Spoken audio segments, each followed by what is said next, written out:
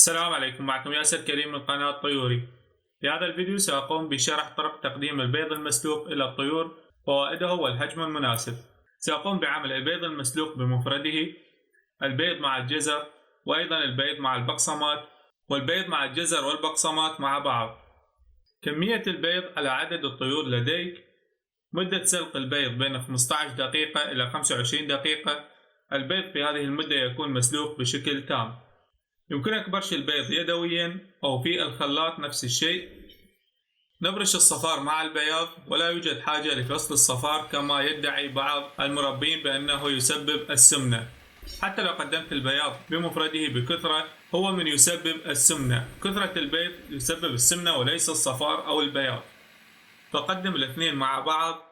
كميات التقديم: مرة واحدة في الأيام الاعتيادية، مرتين أثناء تجهيز الطيور للتفريخ، ويوميا إلى 4 مرات في الأسبوع إذا كان لديك أفراخ. البيض بهذا الحجم يقدم عادي أو أخشن، أيضا يمكنك تقديمه نفس الشيء، لكن بهذا الحجم أفضل للطيور التي لا تأكل البيض. عند خلطه مع البقسماط يصبح مشابه لشكل الحبوب، والطيور يصبح لديها الفضول لتناوله.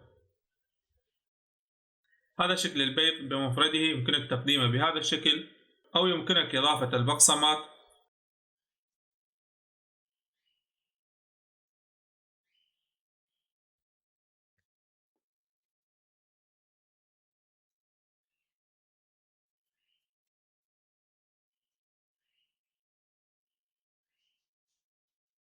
والطريقة الثالثة مع الجزر، نبرش الجزر مع البيض.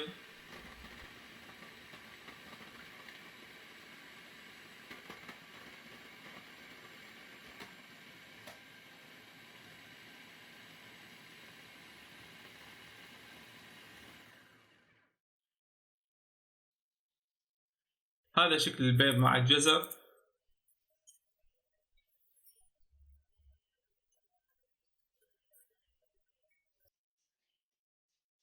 ليصبح لدينا البيض العادي،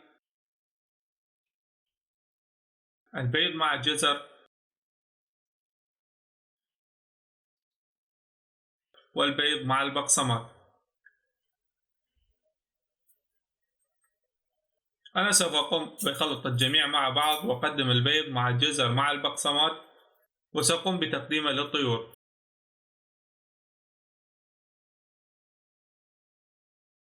قمت بتقسيمه على عدد الطيور لدي.